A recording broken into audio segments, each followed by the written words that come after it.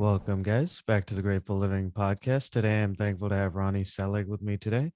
Ronnie is an Emmy, Peabody, and DuPont award winning multi platform media executive who has created innovative content for CNN, ABC, and syndication. She is most known for serving as the executive producer for CNN's chief medical correspondent, Dr. Sanjay Gupta, from 2009 to 2019. She was also a co executive producer of The Rosie O'Donnell Show and a senior VP for Buena Vista Productions, uh, where she helped with overseeing Live with Regis and Kelly, Who Wants to Be a Millionaire, and The Tony Danza Show. She is now the executive producer and a general partner of RonMar Studios, along with Marcie Mule. Most recently, the studio helped the Cura Foundation's multimedia United to Prevent Global Awareness Public Service campaign.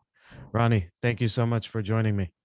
You're so welcome, Arnav. It's a pleasure to be here. And I need to just say one thing, or my partner will kill me, which is her name is Mule, which she's been living her whole life as Mule, Marcia or Marcia Mule, and it's Marcia Mule. So I Sorry wanted about to, that. I should have no, asked no, you. That's my I'm bad. happy to, I'm happy to make the correction for her because she deserves to be known as who she is. Yes, yes, definitely. She's a wonderful partner. Yeah.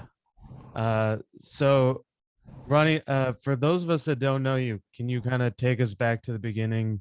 Where you grew up, Oh, sure. your family situation, what type of kid you were.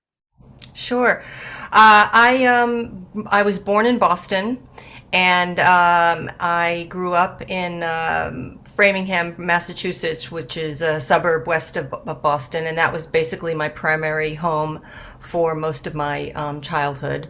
I went to elementary school there, junior high school, and high school there, and it was typical suburbia, and I was very privileged, to have a nice house.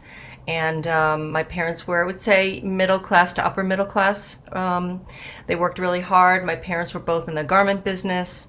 They were manufacturer representatives for a women's clothing line, and they traveled the Northeast New England region, both of them, selling clothing to what was at that time mostly small boutique stores. My father would leave on let's say, maybe a Tuesday morning and come back on a Thursday night, traveling, ironically, the area that I moved to right now, he was very much traveling this region as well. And my mother later joined the bandwagon. They were both great salespeople. Yeah. I'm curious now as you look back on your journey, do you remember being like at all obsessed with TV or anything like that? Like was it something in high school you knew you wanted to pursue, or did the interest come later in college? I loved TV as a kid. I mean, I just loved, rushing home and watching, Dark Shadows, which really my parents weren't thrilled about me watching because it would always give me nightmares. Yeah. But, between the Brady Bunch and Gilligan's Island and Hogan's Heroes and, the Mary Tyler Moore Show and Carol Burnett, you name it, the TV was always something that I loved. I remember the very first time I watched The Wizard of Oz when we got our color TV, and all of a sudden the door opens and you see this incredible, you know, vision of color. It was just unbelievable. And television was was only three stations and PBS for much of my life, even my Yeah. professional life. So I loved television. I loved being taken to different places. I loved comedy. I loved, I wasn't really into drama probably as a kid, and there probably weren't as many back then, anyways. But that were suitable for my age. But television was something I loved, and I did not know that I wanted to be in television. I was actually very much attracted to the performing arts. I loved singing. My father was a singer also, for a bit as an avocation, and he used to record demo records for songwriters, and then they would present these albums to famous singers. And then they would decide if they wanted to record those songs. And I remember him telling me that one song he recorded, Frank Sinatra eventually recorded, and he was always so thrilled about that. And so I was a singer, and I started taking lessons when I was in high school, and I wanted to be an opera singer, and I loved classical music. So I went and I auditioned at college. I went and auditioned for all kinds of colleges. I wanted to audition for a conservatory, but my mother was adamant, saying there's no way you're going to go to a conservatory, because when you change your mind, you're stuck there. Yeah. And I was very, very mad at her. Yeah. And as it turned out, she was right. So in my basically in my freshman year at Ithaca College music, I became disenchanted with music as a profession that wasn't going to be necessarily a performing arts profession. I could see how competitive it was, and I was really very critical of my musicality, and I didn't really play the piano, so I didn't think I was going to go far fast enough. So I looked around, and the performing arts building was shared at Ithaca with the photography, the film, and the television communications department. And I started hanging around there and, kind of peeking in on their projects. And I started to get to know people, and they were the greatest people ever. They were like-minded like me. They were really funny. They weren't single-minded, and they were just so interesting. And so I transferred in my sophomore year into communications at that school.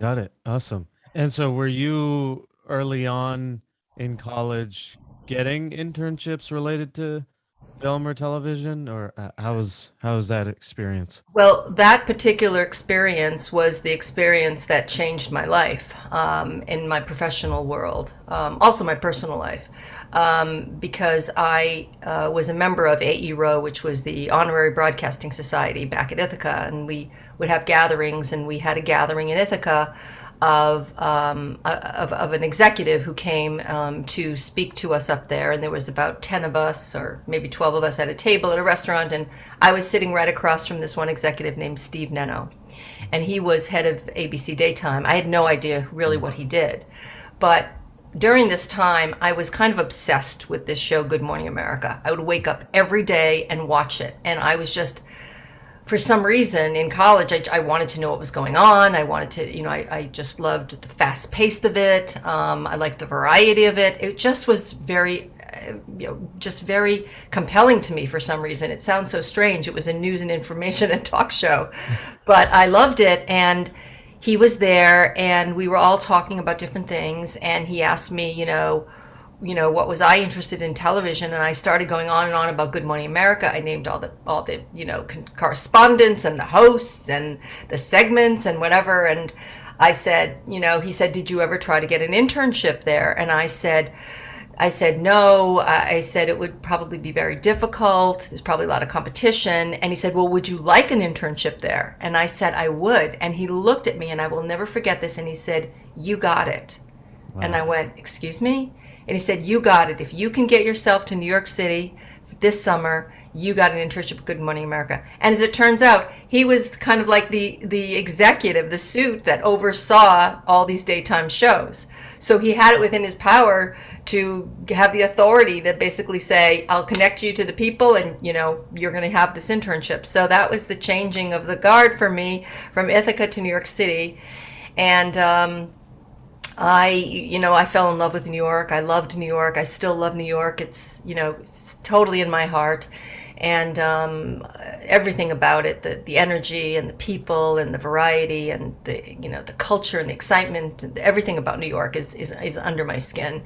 And so I showed up. I found a roommate who was at NYU, and she needed a roommate for the summer, and I spent the summer there. And at the end of the summer, they offered me a position as an assistant to the producers, and I would be sharing the role with another person. His name is Dan Sheffy. He's one of my good friends still, and we were on these 12-hour shifts pretty much, or 10-hour shifts every day, because we had to be in the control room in the morning and then doing the rundowns and programming the show for the afternoon. Everything was done on IBM Selectric typewriters, and I took the job, but I promised my parents I would go to college to finish college, so I transferred to NYU, to the Gallatin division, and everything was going really well until there started to be many, many, many more hours. There was travel involved, and at that time there was no remote learning, so I had to put a pause on my academic career, and that's another story, which even continues to this day. But I got my start at Good Morning America, and it was an incredible opportunity that I just really I couldn't turn it down. Yeah. So you said you were an assistant to To the the person? producers. Cool. So there were three line producers, and they rotated weeks, and they would be in charge from Friday at 9 a.m. to the next Friday at 9 a.m. the entire 24/7 of that week, and they barely slept.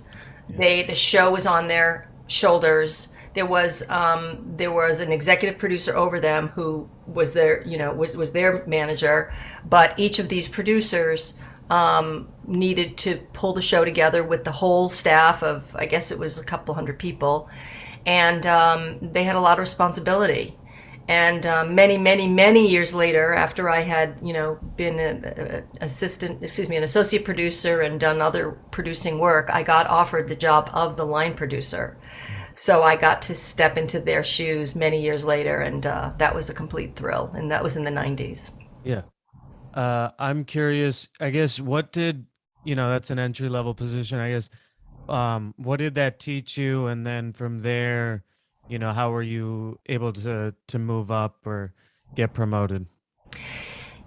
Promotions and are a funny thing. It's a bit of luck and timing always. I mean, you need to have the skill sets, you need to have the relationships.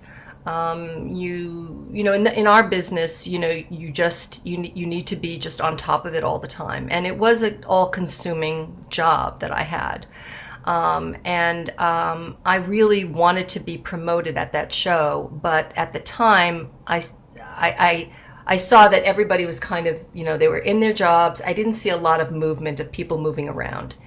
And there was a director that I actually had known from a previous job. I had worked at a show called Kids Are People Too prior to my Good Morning America job, when I was, basically, kind of checking out different things in the business. And so there was this director who came in later. His name is Don Roy King. He's actually the director of Saturday Night Live right now, and has been successfully for many years. And he said to me, you're going to have to get out of here to get producer chops. No one's going to really give you an opportunity here to do that. And that proves to be true for most jobs. I mean, you need to really get the full experience of a producer's responsibilities at another level where people are going to really pile on the work. And so I was from Boston, as I had said earlier, and he said he had a very good friend he knew at Channel 5 in Boston, and his name was Cliff Curley, and he was the program director. And he said, I will connect you, and you take it from there. So I wrote to Mr. Curley, and I was able to get an interview, and I drove back to Boston, stayed with my family, and he offered me a job as an associate producer at the time on a show called The Good Day Show, which was a big staple and a very, very long time favorite of the Boston market. It was another morning show. Yeah. And I was really into the morning television, programming of it all. And I had an incredible group of people that are still some of my closest friends. Bonnie Hammer was the executive producer, who went on to become, this senior mogul at NBC Universal, and still is. And my friend Donna Hennessy Smith is still a director there. She's one of the first female directors in television in that market, going on many, many years. And another friend of mine, Debbie Kozofsky, who's at the Today Show now. And we were, very, very, very close. And I got to produce anything and everything, remotes with satellite trucks And I was writing and producing and field producing and sitting with editors. We had 3/4 inch tape machines.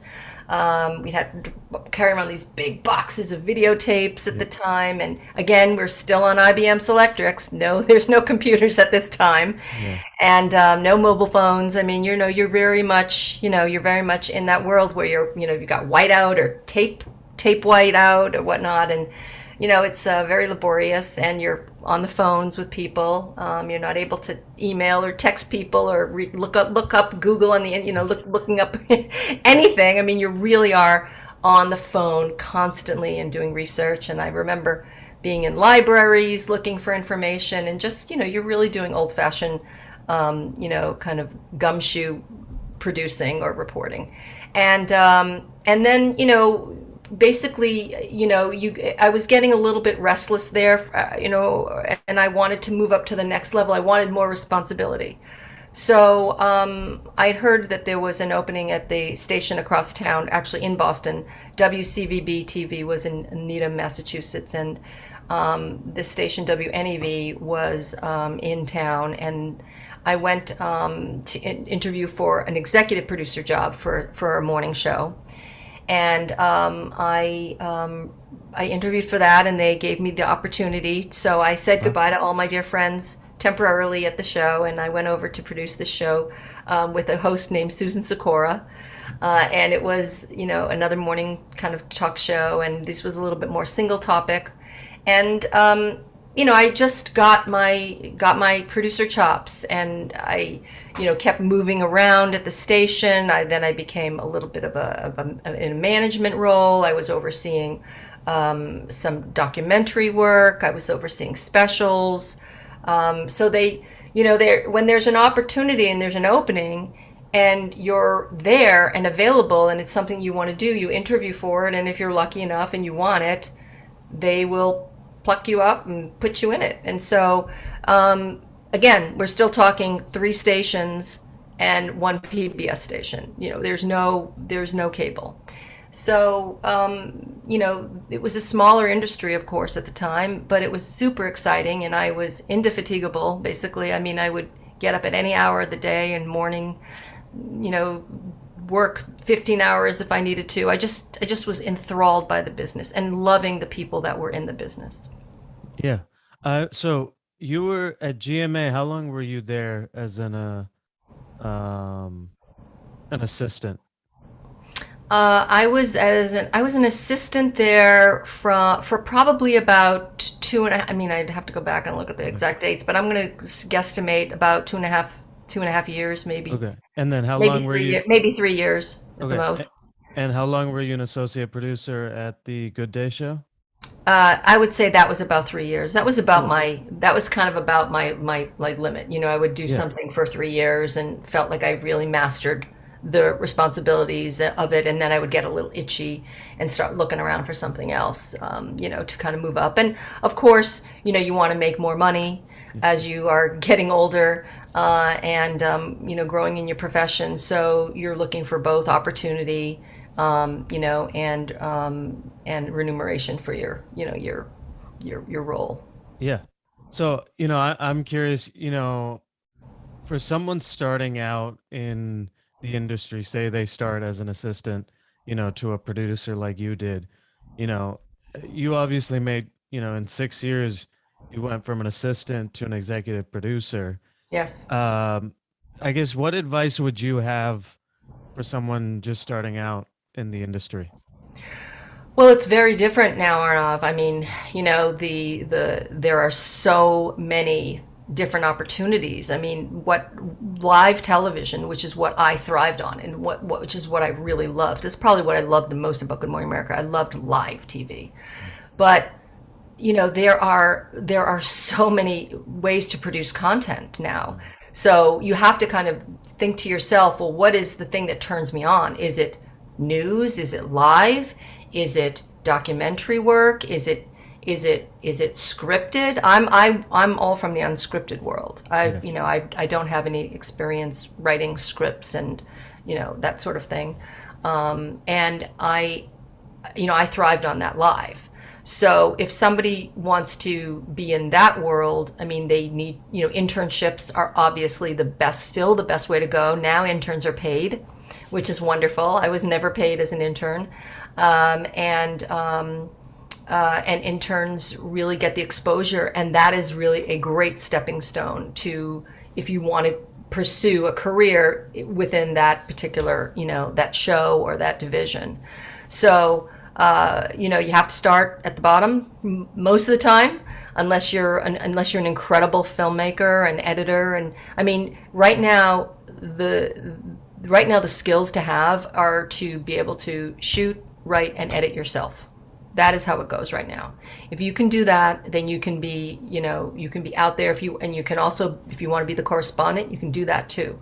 So I just think it depends on where you want to go, and there are so many opportunities. So you have to basically be like, what's the thing that's pulling me? Is it news? Is it comedy? Is it drama? Is it filmmaking? Is it documentary work? Is it sports? Is it, what is it that really is pulling you? Are you a writer? Are you an editor? If you're a producer, you still need to have a lot of skills now.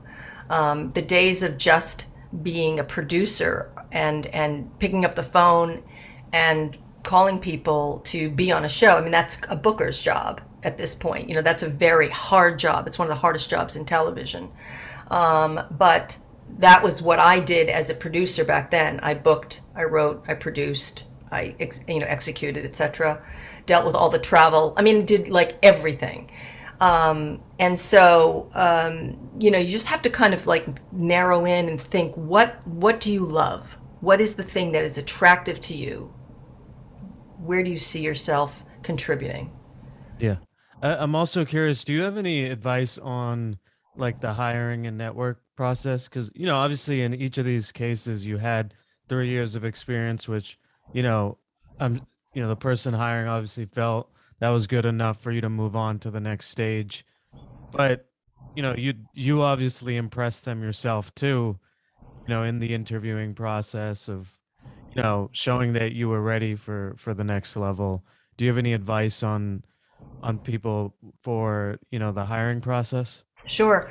You need to do your homework. You need to know everything about the person that is interviewing you. You need to know everything about their company.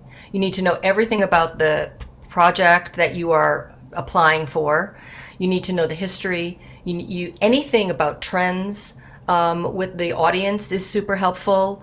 If you have ideas, bring them forth. When I started later on in my, interviewing process for larger jobs, and there were shows that were going to be coming onto the market, I used to put together some PowerPoint presentations, and I would have this great word that I learned at CNN, dream-o-vision. I'd have this vision, and you can say vision, but it's a dream of vision. I would dream like, what is it that I want this to look like? And if I could see it, then I could make it. And if they agreed with the perspective and the ideas, then it's just a matter of like just hiring and then just going off, getting the team together and executing it. So you need ideas, you need enthusiasm, you need energy. And when you get to be in a management role, it's a whole other set of skills that you do need to develop. You need to help manage, help people with their careers themselves, but manage them and help them get to their best performance. That I learned that from Bonnie Hammer, and she was incredible mentor to me. I have had a lot of amazing women mentors, I will say, and a few men too. But I will say that when you can see and be in the aura of somebody who really understands management as an executive producer, that's a very, very, very important skill to have. So preparation and enthusiasm and proficiency about where you're going and who you're talking to, that's what you need. People when they hire somebody, they want to know that they can do the job to the fullest extent of the job, and even maybe a little bit more. And I can tell you, I've had interns that have worked with me over the years, and I would either have hired them or recommended them for other jobs because they just blew me away in terms of expectations, and their work was stellar. So you this is a results oriented business, and the results are on the screen, whatever size screen it is now, but they're on the screen. And if the results attract viewers and eyeballs, then you're off to the races. As you're moving up, do you feel any level of imposter syndrome, or did you feel like your years of experience, it was just you were ready for those bigger roles? It's so funny that you should ask that question because I was just reading something on the internet the other day about somebody had asked a question about that. I never felt imposter syndrome. If anything, I was probably delusional about what I could do. If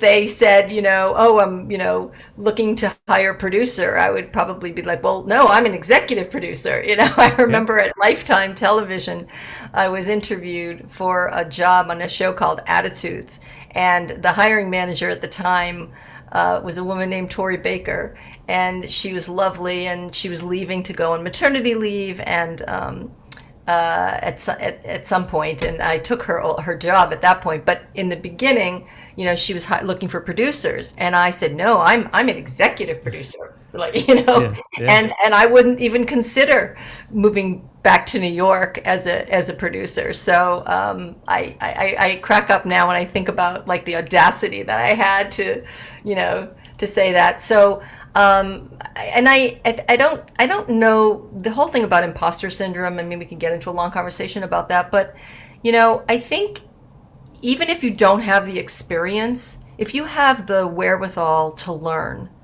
and you are able to really focus in on what it is that you need to do, you can learn on the job as well.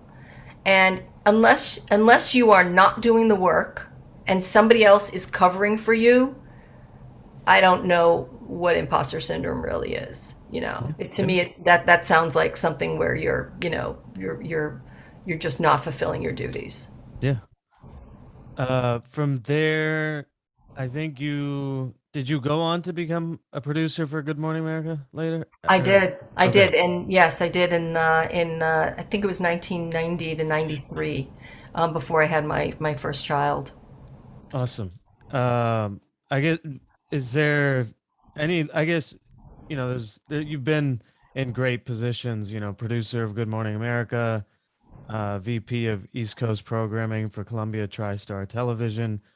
Any do any of these experiences? Are there any learning lessons from them, or Yes, anything you want to say about them? yes, I would love to speak to those two contrasting roles, and I will say this is very, very interesting.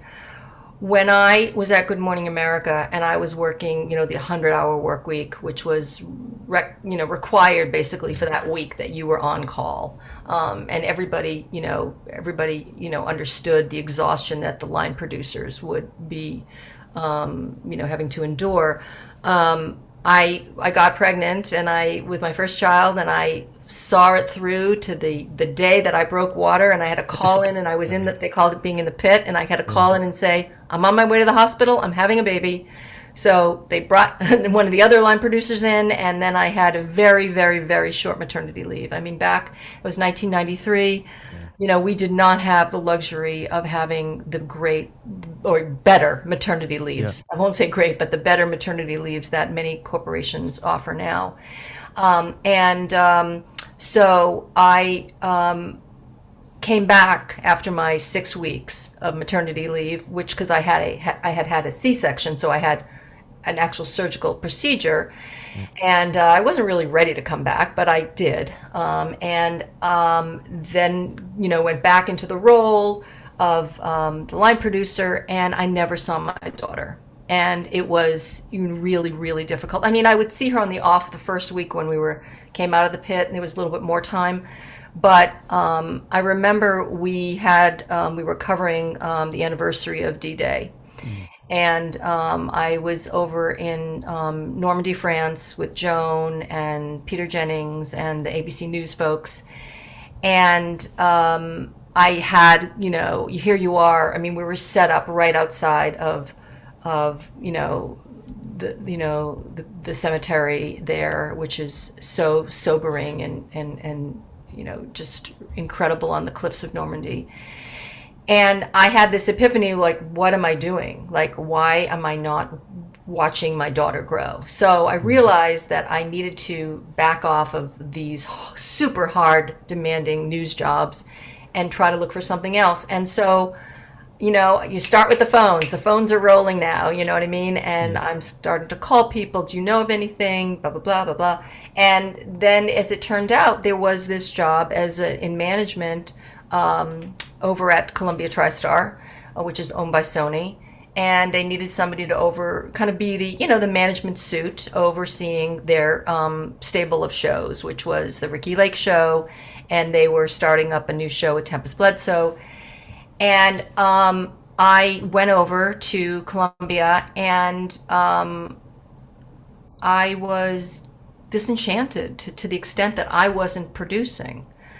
Being in in an office, and even having a key to the Sony Club, which at the time was this fancy restaurant at the top of the Sony building in Madison and 56th Street or something. And I had all of a sudden I had a lot of friends who wanted to have lunch with me. So it's like sushi flown in from Japan. But it didn't do it for me, Arnav. It just, I loved getting messy and being in the making of content. I didn't realize how much I missed it at that time. And so, I just needed to come to the realization that I needed to find a balance between a 24/7 news, role versus something else that I could fall into. And that's when the whole talk show syndication world was exploding, and there was a lot of shows that were out there, and so there were, those jobs are extremely hard, but I needed to find something that was more suitable to quote unquote new mom. Yeah. And so did that led you to executive producing Pure Oxygen, right? Yes. Okay. So basically what happened was the folks over at I actually produced a show called Pat Bullard, which I don't know if that's on my resume. It was a very small short-lived program I took it because it was executive produced by one of my favorite people, Bert Dubrow, who is the original producer of Sally Jesse Raphael and Jerry Springer. I mean, and he was also my boss at Kids Are People too, when I was just a PA. And I love him, and he's just one of the greatest producers of daytime television that there is. And so that show ended, and then I needed to kind of find something else because the show just basically died. And which many do. It's a very high failure rate in syndication. And then friends of mine who had worked at Good Morning America were over at Oxygen, now this new company that was forming, because now we have cable. So we have while I was at Good Morning America, cable was born early on, and so now there are all these channels, whatnot, and I was able to speak to the owners of Oxygen to executive produced a live daily 3-hour show, which was, for a small little cable startup, was really, really, really exciting.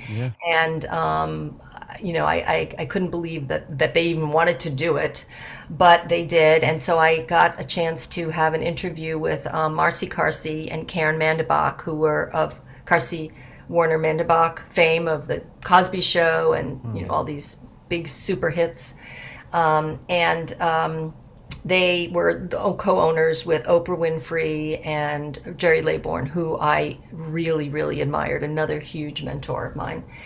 And so I got the job, and it was a very cool time. I mean, it was the time of the dot-com, world was just exploding. And it was 1999, and there was a lot of excitement. They had renovated this base in the Chelsea market, and it was very, very, very exciting. And there were web developers before they were web developers. I mean, there were all kinds of crazy things, and this was a really, really great opportunity. And that's where I was actually when 9/11 hit in 2001. Yeah.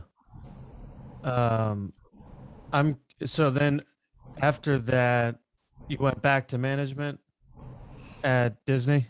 I did. I Okay. did. So Oxygen eventually, it didn't really, it was ahead of its time, I will tell you, Arnav. I mean, Jerry Laybourne and Oprah and the Carsey Werner, Mandebach people and Tom Werner, they were all visionaries and they were ahead of their time. And it wasn't it wasn't catching fire the way they had hoped to. They sunk a lot of money into it, and so they sold it to NBC, and NBC was going to completely remake the brand, and so we were all laid off.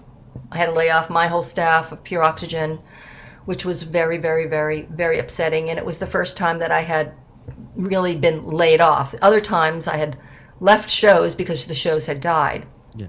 and this was a very, very shocking and sobering experience because I had never been told we don't need you anymore, and there's no place for you. So it was a real gut punch, and so there was an opportunity on the East Coast to go back into a management role.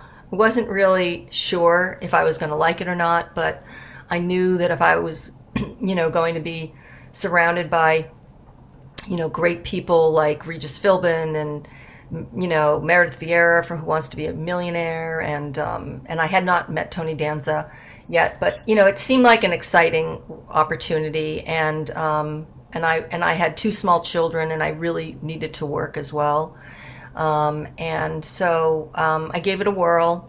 And I loved working with that group of talent and producers, and just kind of I was working on the marketing side with the salespeople. We were also trying to develop shows and pilot shows.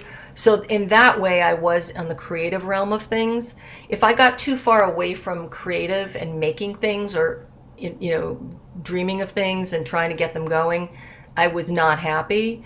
But as long as there was that outlet for development, we tried to come up with some shows, none of which really ever took off. But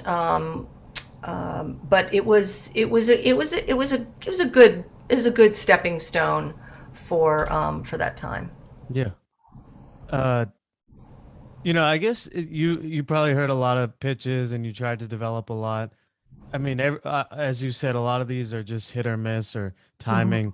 Is there, I mean, as you look back, is there a telltale sign that, a show might be a success, or is there Yes. any way to figure that out? Yes, there is.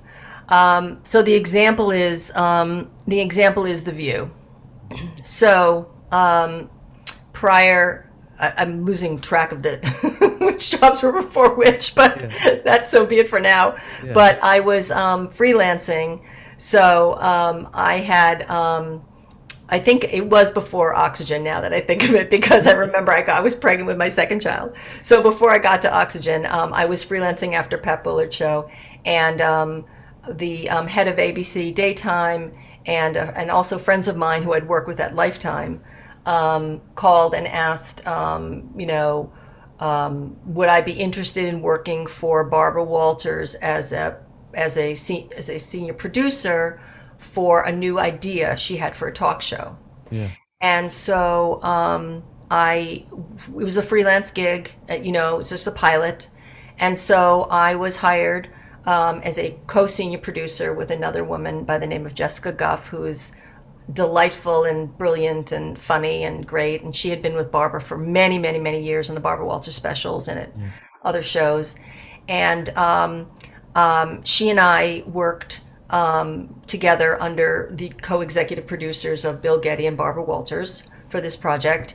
And we came up with a format, and we brought in a little teeny staff, and we knew that Meredith Vieira was attached to the show with Barbara, so we had two. And Barbara's idea was, women of many generations talking about basically topics of the day. Yeah.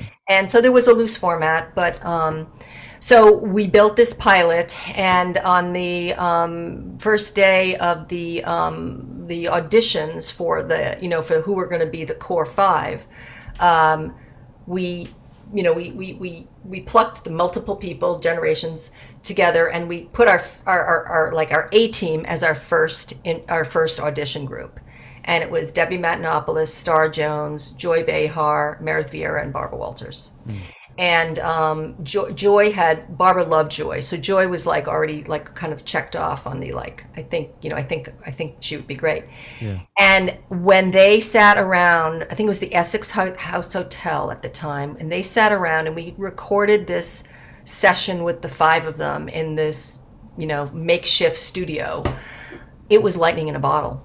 It was whoa, these women clicked. They were funny, they were smart, they were respectful of each other. I mean, it was just magic. And we kept swapping out other people at the time, and we concluded, basically at the end of the day that this core first group was it. And it wasn't 100%, that the show was going to be a hit, but we knew that we had something really special with these women. And the rest is history, right? It's been on the air for 20 my son was born during that time, and so he's 23, so I think, 25 years now or something on the air? So it's amazing. And then they have all these imitators, and Barbara created a new genre basically of talk television, and I got to be part of history, and that was super, super fun, and I'm really grateful for that opportunity. Yeah. And then after that, your opportunity at CNN presented itself. Right. So the Disney situation at Buena Vista, really didn't turn out really, really well. It was, it was the recession, and it had hit, and things were not great. And so basically, I was really now looking for, another opportunity. And I remember that I had all these contacts, you have to call everybody. This is when you pull together all your resources and you call everybody. And so I had put out the word, and then a friend of mine named Randy Subarski, who is another dear friend. She was at CNN, and they needed they were looking for somebody to run the health and wellness group, area. And, she knew that I was really into triathlon and fitness, and, I picked that up over the time while I was at Buena Vista, and, started doing some races, and, just as a hobby. And I remember she called me, and I was talking to her, and I said, I am not qualified for that job. I have no background in medicine. I do love science. I do love medicine and that world, but I'm really not qualified for that job. So thanks, bye. So she literally 2 weeks later calls back again and says, you would really be a great candidate for this job. You would be perfect for this job, as Randy would say, and full of energy and, life with her, kind of sales pitch to me. And she was really happy at CNN doing, great things, putting Anthony Bourdain on the air, et cetera, et cetera. And I said again, Randy, I'm not right for that job. I don't feel confident. And so then a third time she calls and she says, look, it doesn't cost anything to come in to meet these people. Why don't you just meet them? So I came in and I met with the senior management at the time, Nancy Lane, who's now in charge of all of online at CBS, incredible newswoman. She interviewed me, and Darius Walker, who was head of the news bureau in New York for CNN. They all interviewed me, and they said that they would like me to, you know, they would like me to meet the next level of management. Yeah. So the next level of management would be John Klein and Bart Fader. And so John Klein was the president of CNN at the time, and Bart was his right hand senior vice president or vice president, whatever he was there, in charge of, news and programming and whatnot. And so I met with them, and I told them right to their faces, I said, look, I said, the people I've met before, Nancy and Darius, are wonderful. I love the environment here. I love news. I told them about my Good Morning America experience and how much I loved it. And I said, but I am not a medical journalist. Mm-hmm. I don't read studies. I don't really know this. And they looked at me and they said, you don't need to do that. We have plenty of people to do that. We need somebody who can come in here and look at the whole as a brand and see what you could do. So I said, okay, well, if that's the case, then let me take some time and do my research, as I had mentioned before that you should do. Yeah. And I went back and pulled together this deck about what I thought, would be appropriate to move forward. Dr. Sanjay Gupta was chief medical correspondent and is still, and Elizabeth Cohen still senior medical correspondent, in the team. What I could see as the future. So the next opportunity would be to meet Dr. Gupta. And I didn't really know a lot about him. I wasn't a rabid CNN viewer. So, if I didn't watch him in the morning, in the morning show, whatever, I didn't really see him. But I did get familiar enough with his reporting and Elizabeth's reporting. And so I put together this deck about the areas that I thought would be really important to concentrate on, because you can't do everything. You have breaking news, but then when breaking news isn't really happening, what are the things you want to focus on? And so I met Dr. Gupta, and I immediately knew that this person, this guy, this journalist, this neurosurgeon was a total star. He had a billion-watt smile. He was really smart. He asked really, really concise and very specific questions. I think I talked as much during that interview as I am talking with you now. I think I let him speak like a couple of times, but each time he spoke, he was very, he was very, obviously the most articulate person ever. Yeah. And I presented my, my deck, and I left there feeling, okay, that went pretty well, but I'm sure there are a lot of people vying for this job, and I probably have the least amount of, experience in this area. But lo and behold, a couple days later, I remember exactly where I was. I was at Six Flags Great Adventure with my husband, about to get on a roller coaster for the very first time, because I was petrified of roller coasters. Yeah. But I swore that I would try it at least once. And if I didn't like it, I didn't have to go on them again, because everybody in my family, loves roller coasters.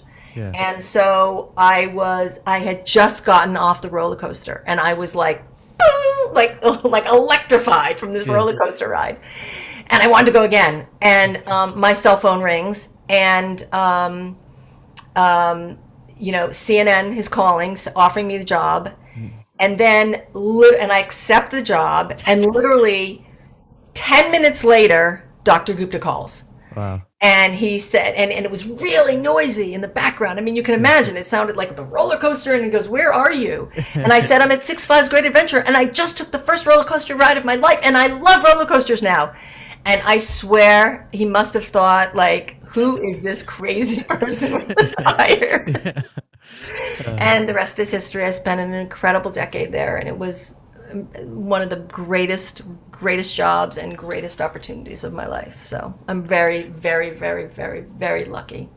Yeah, I'm curious, as you said, a decade in one place in television is like living 100 years for a regular person. So I'm curious, like, how did you guys keep it, the content, for 10 years fresh or engaging? Or, I mean, what was the approach there? Well, there obviously, there was always something, new that was that we could explore. He Sanjay had a show called House Call, which I was very, very bullish on, helping with his brand, and raising the level of his profile, as that was my assignment from my bosses, as well as part of the job. And so instantly, we changed the name from House Calls with Sanjay Gupta to Sanjay Gupta MD. And that show gave us a wonderful platform to try out a lot of content weekly. And we would it's like almost like we were auditioning, like things that would see what the audience would like. And so I obviously I'm not going to go into every single subject matter, but we explored concussions with kids, and we explored toxic chemicals. And when we when we started doing a couple of segments on medical marijuana, I noticed that the viewers spiked in the ratings, as minuscule as they were, for cable news at that time, and a weekend show. There was a little bit of a spike, and I thought, what? There's something more to this. So I went to Bart at the time, and I said, and I talked to Sanjay about it, of course. I said, would you be cool if we could propose a documentary on medical marijuana? There's something here, and I think the viewers would really like it. And Bart said, go for it. And so that was the beginning of Dr. Gupta's journey in discovering the plant-based medicine of cannabis. And I think they're on, weed 7 now or something. We did many every year. We did weed 1, 2, 3, 4, and I honestly believe that much of his reporting, or all of his reporting actually, and an incredible producer, Melissa Dunst, was the lead producer on these documentaries. Does unbelievable work, and I think that it really changed the legislation in many places. I really do credit him and this reporting with looking at cannabis in a different light. And the story of Charlotte Figge, may she rest in peace, was so powerful. Melissa found that little girl, and it was so powerful that people, you couldn't ignore what was happening. And that's when Sanjay wrote, his very, very well documented and went viral, I believe. I changed my mind about marijuana. Yeah. A piece that he wrote, and so you come up with topics that you think are really very compelling and will move the needle for people. So our mission statement was, we as producers and reporters,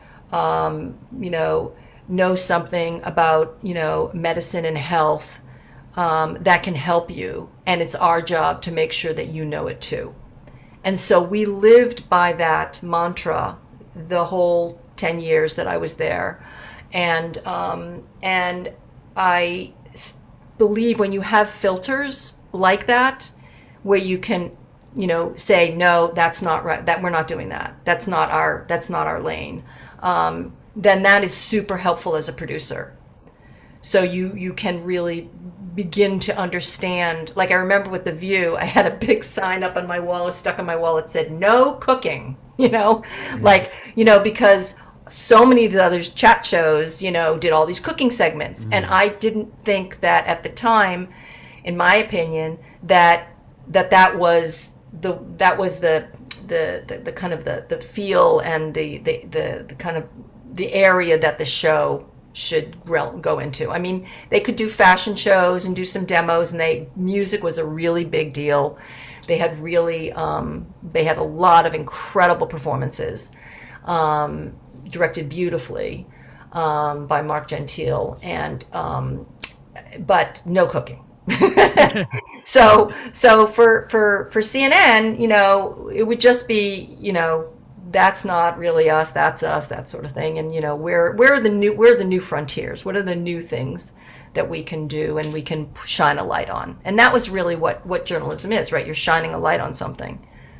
Yeah, I'm curious, you've worked with several big personalities, and obviously the network is always going to be on their side. And so, like, in terms of, if they don't love their relationship with the executive producer, they'll just, let whoever know, and an executive producer might be out.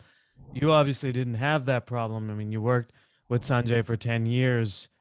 How did you manage that relationship where, I guess he always loved you, he always trust, like, Well, that you'll have to ask him that.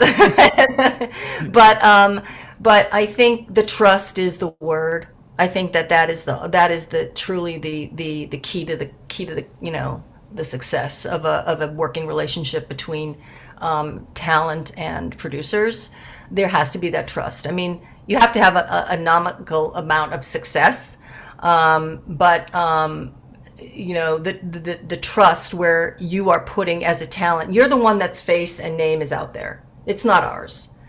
So we are, everything that we are doing is for the company, the brand, and whoever is there. I mean, but you have to understand also, reporters at CNN are responsible for everything that comes out of their mouths. They're not mouthpieces for other people. They are reporters. So we had to be super, super diligent about all of our reporting and our, researching, so that, if Sanjay's going to sit down and start writing, he's doing his own research also, but in things that are supplemental, has got to be 100%, bulletproof. And that's where that trust comes in. And we're all working towards the same thing, and that's developed over time, with anything that you do, whether you're writing a sitcom or a drama, or you're in the news business. So it's really, that is truly the most important Yeah. aspect. I'm also curious, you mentioned 9/11, and then during your time with Sanjay, the Boston bombings happened. Oh, For someone on the side where you are, where you're having to produce some content, how is the approach for being respectful for what's happening, but also, telling the story and the different storylines? How did you approach that? well, I have a very interesting story about the Boston bombings you just raised. I was a wonderful, wonderful an ultra athlete named Rich Roll happened to be just starting a podcast that he wanted to, which is now one of the most successful podcasts, as you know, out there. Yes. Being a podcast yourself, and he was just starting, and he needed some folks to talk with, and I think get his chops down and start the thing going. And he and I had met, over the course of various different programs and whatnot, things that we had done with him, and he wanted to interview me, which I thought, like you're interviewing me now, I thought that was like ridiculous. What do I have to say? Really, what do I have to offer? But he wanted to do an interview very similar to this, which actually still lives on the internet, which is kind of hilarious. It's, I don't know, it's number 15 or whatever it is. Yeah. But we were getting set up in my office in New York, and he was pulling out all his gear and setting it all up there. And I have like, the TVs on it, multiple TVs on, and breaking news, happens that the bombings are happening, happened right then and there. And I looked at Rich and I said, Rich, I am really, really sorry, but we can't do this now. We got to get to work here. So he packed up his bag. He understood. He was incredibly, respectful and, sympathetic. I mean, he's a runner. And this was upsetting, on multiple levels to him and to me as a triathlete as well. And we were devastated. And then you just go into this full breaking news mode, which the most important thing to do is to get to the location as fast as you can, to report on location. And so you get into that mode and you have to deal with all the logistics, etc. For certain times when you're going to places, obviously you need to, have food and water, and you're bringing all your supplies in. I mean, this was Boston. This was my hometown. And I remember fighting back tears as I was trying to organize the team and the staff and who's going and who's covering this and who's going with Sanjay, and everybody moves at lightning speed. You drop exactly what you're doing, and you go, and you send the crews out into the field, and they do an unbelievable job of reporting. You start working the phones from wherever you are. In our case, we were covering the wounded, the hospitals, the injuries, and it was horrific. So that was a very, very, very sad story to cover. There have been many others, of course, but that one was particularly devastating. And we tried to follow some of these victims and injured, and we went back to, see them in physical therapy at the Spaulding Institute in Boston, and follow their trajectory of how their lives would never be the same. And it's very, very difficult to cover those stories, but very necessary, so the world knows, and the world can do something, and the world can help. Yeah. And so after CNN, you're now starting RonMar Studios. Do you want to speak to what you're doing there? Yes, please. So I'm very excited because when I left CNN in 2019, the reason that I left was that I believe it was AT&T at the time and CNN were offering buyouts to certain levels of employees, and it was pretty much I guess it was pretty much like written on the wall that I should take this buyout because there's not going to be an opportunity for me. Nobody said it to me. It was my decision. But I pretty much saw that was kind of like the end of that decade and that era of my time there. So I basically, left the company. I did some traveling, and then I started working in different things. I actually dropped out of TV for a little bit, and I was the executive director for Parents Against Vaping E-Cigarettes for about 8 months. With these incredible women who started from their kitchen table. And I hate big tobacco, I will say. I just, my mom died of lung cancer. She was addicted to cigarettes as a kid at age 12. And I saw this whole cycle happening again with vaping. And I was mad. So a friend of mine from CNN, Jim Murphy, who oversees all the documentaries and is Melissa Dunn's boss over there, said, I have a friend who's got this not-for-profit. Is this something you'd be interested in? And I said yes.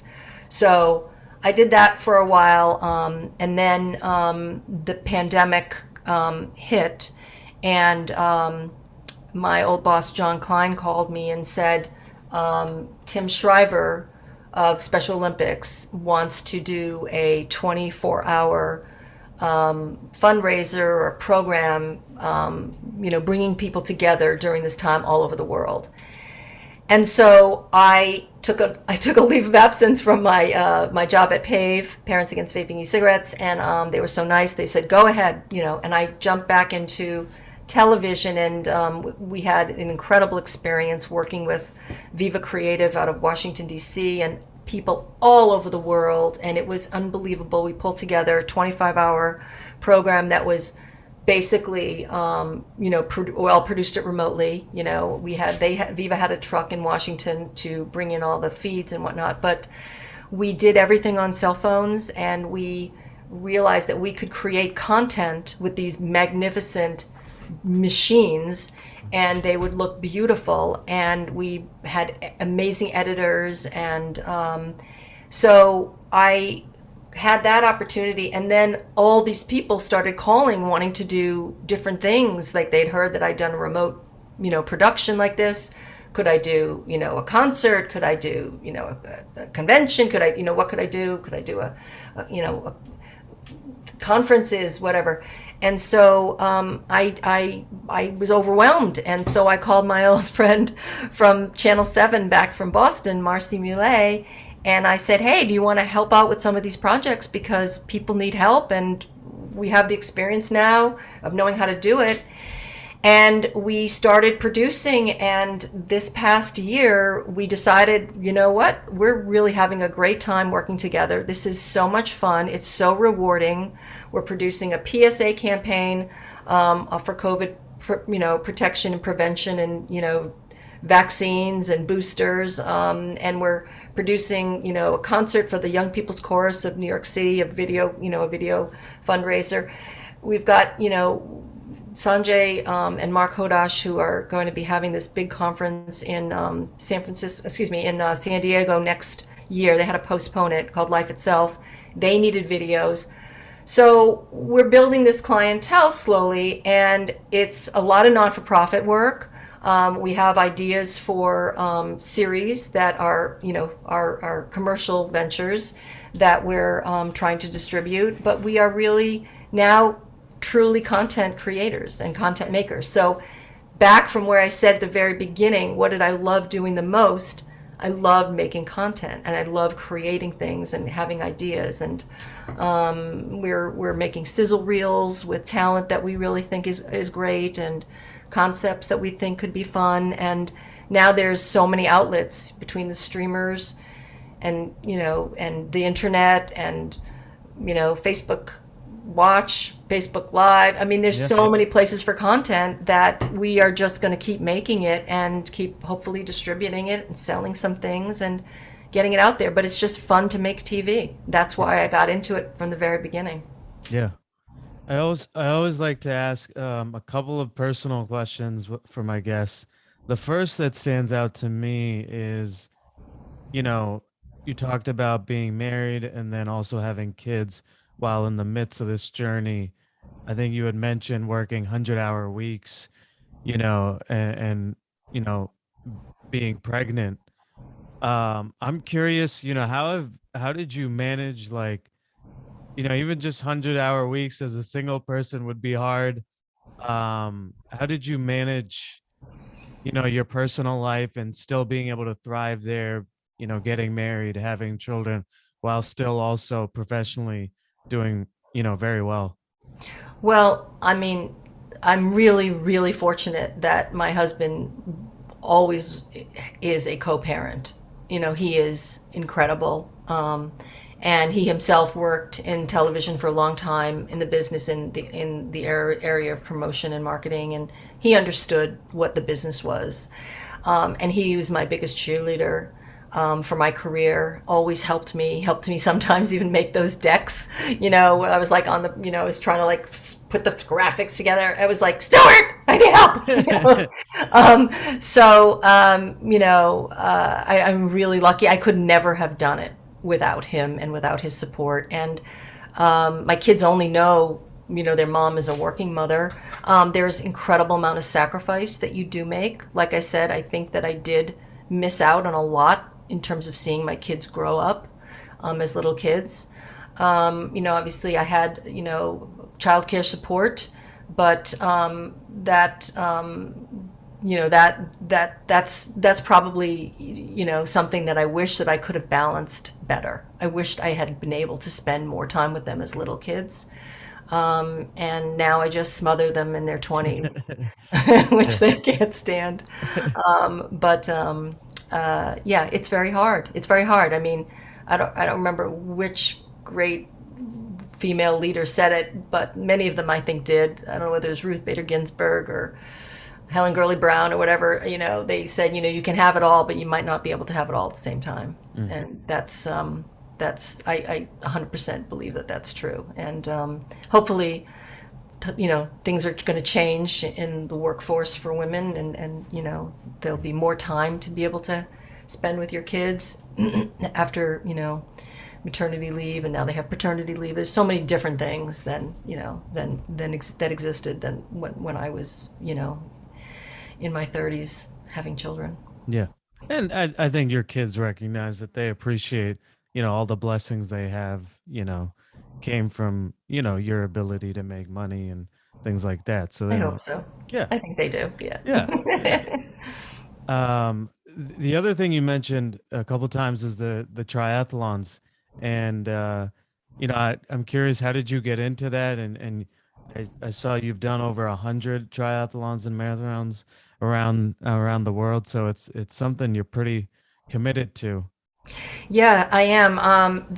That was a lifestyle change that happened in my 40s, and my father had passed away from non-Hodgkin's lymphoma, I'm sorry. and thank you. And that was he was rather young. He was 71, and it was rather shocking to lose him so young. And I was I went into it like this bodega right next to my house on the Upper West Side in New York one day, and I saw this pamphlet that said Lymphomia Leukemia Society, triathlon.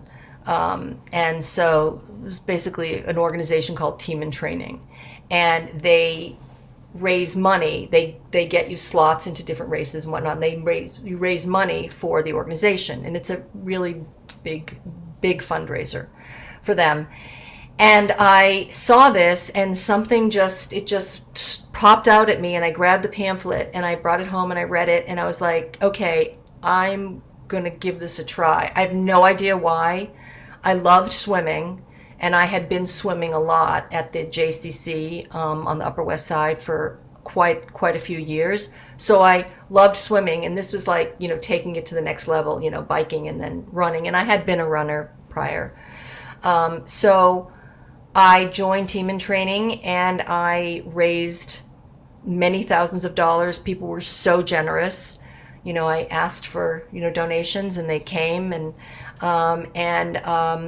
I was supposed to do the New York City Triathlon.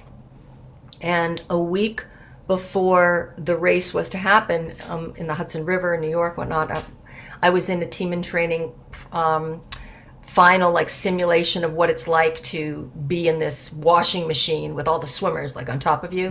Yeah. And somehow, just bad luck, I got hit in the right metatarsal, third metatarsal of my foot, and it just slammed into it at an angle, and I broke my foot.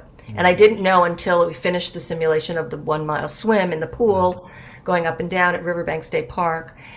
And I get out of the pool and I can't put any weight on my foot. And I go to the sports medicine doctor, and she says to me, I'm sorry, but you're not going to be racing this weekend. And I just burst into tears, crying, I've been training for this for months. It's for my father. Oh, people are so generous with the money. So after I got over that little trauma, I called them and I said, what do you got next? I mean, I'm all trained, but I'm not going to be healed for at least 6 to 10 weeks. And they said, in this fall, there's the Westchester Triathlon. We can put you in that. So I did the Westchester Triathlon, and when I crossed the finish line, Arnav, I was like, I am in love with this sport. Yeah. It was like, oh, this is my thing. I got a bike. I trained on the bike. I did the run. It was an Olympic distance, so it was a 0.9 mile swim. It was a 25-mile run, and it was a 10K race. And I fell in love, and then I found an incredible team to train with, the Team Lipstick Girls, who were training at Riverbank State Park that I happened to bump into one day, and we're all still training together. Yeah. Yeah. So I did my first. So there are different levels of excuse me, not levels, but different distances in triathlon. And so, and I got to do my first Ironman, and I'd done 4 Ironman, but they're half Ironmans and Olympics and sprints and whatnot. And it's just it's a lifestyle now at this point. Honestly, it's just something that it's very focused. It starts my day. For many years I got up at 4:30 in the morning to be out in Central Park, and you see, if you're out there early, you see all the cyclists out there, and it fulfilled a great a great need, and it was something that was just mine, and no one could take it away from me, basically. So sometimes as you go through life and you see things being taken away from you, whether it be your parents or opportunities and whatnot, sometimes you want something that's just for you. And this became my hobby, but also a lifestyle that is pretty healthy, except for when it's not. Yeah. I guess, was there anything else that you wanted to talk about that I didn't ask about? I think the gratitude part, I think is really important, since this is why we're here, so to speak. I think that things are not always going to go the way you want them to go, and they're not always going to be meet your expectations, and there are going to be many, many, many disappointments in life. And instead of kind of turning in on yourself, I think giving yourself empathy for those times when things are really, really devastating. For example, when I had to make the decision to leave CNN, because I knew that was a foregone conclusion that I would need to do that, kind of giving yourself empathy and trying to turn it around. I just wish that everyone would just give themselves empathy when things are not up to where they had hoped it would be, or there's loss, and just use the support of your friends and your relationships, which are really, to me, truly the most important thing that I have in life. Are my relationships with people who I love and care about, even people that are just acquaintances. That's what I love about Facebook. It's just, you get to just stay in touch with people and see where they're at in their lives, and to see that the world is not that big, honestly. We're all, as we can see through this pandemic, we're all extremely interconnected with each other. So yeah, I think that's it. Yeah. There's actually, if I can, there's one I'd regret not asking this, but you've been an executive producer at a high level in several different positions. Do you have any, lessons on managing people? Ooh, well, I am not a management expert by any means. I did take a course. I do want to say that I am back in school finishing that degree, by the way. Oh yeah, awesome. Good. Yeah, I'm at UMass Amherst, and I'm finishing the degree. It's a program that was kind of made for me. It's called University Without Walls, and it's all online, and so I don't have to worry about having to drop out because I can't get to my classes. It's all asynchronous. So in one of my classes in leadership that I took, it was like one of my first courses, there we studied, a lot of leaders, and we studied their profiles. And leadership is a funny thing because, there's a lot of responsibility to, meet the bottom line or whatever it is for the organization you're working for. But as I had said, I had some great role models, and I think leadership is about more than just getting people to make their deadlines and deliver the goods. I mean, I think leadership to me is really about helping people find their best sense of themselves and helping them feel good about the work that they do, and giving them the support that they need if they're not at that level. Because, we all work really hard, but it also is wonderful to hear that somebody else recognizes your work and that they can appreciate you and your work. And it's not just appreciating the work, but it's appreciating you, like appreciating you for taking the time to do the research and ask these great questions. To acknowledge that, I think is the key in my estimation of a really important and solid leader. So that's make a connection with people, Yeah. and all will unravel, or unfold, not unravel, but that was a Freudian slip probably. Yeah. All will unfold, hopefully in a very positive light, for you and your organization. Yeah. Well, Ronnie, I just want to acknowledge you. I really appreciate you coming on. Someone of your stature, working in all these, um, big organizations that everyone looks up to, and being at the highest level as an executive producer, for over 10 years at CNN and things like that.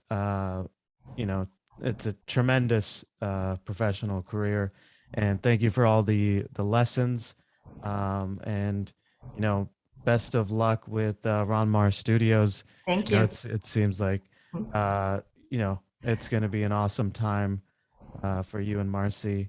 If anybody wants to reach out to you, maybe they want to maybe use RonMar Studios or anything like that, or if they just want to connect with you, is there a best way to do that? Sure. So right now we're actually very close to finishing our website. We're thrilled to be working with Little Mountain Studios in New York, and they are finishing the bells and the whistles on it. So I would say soon they'll be able to just Google RonMar Studios and get to our site. For now, my email is Ronnie@RoniSelig.com. And that's my that it'll change to the RonMar account soon, but happy to help and guide young people if they want to reach out. People do randomly at times, especially on LinkedIn. They ask advice, and I sometimes pick up the phone or whatever. But I think it's really about that full circle thing and giving back. And so if I can help people in any way, that's the next stage of where I'm at with this journey. Yeah, that's awesome. Thank you again for being on. Thank you, Arnav. Good luck with everything, and congratulations on your success of your podcast. Thank you.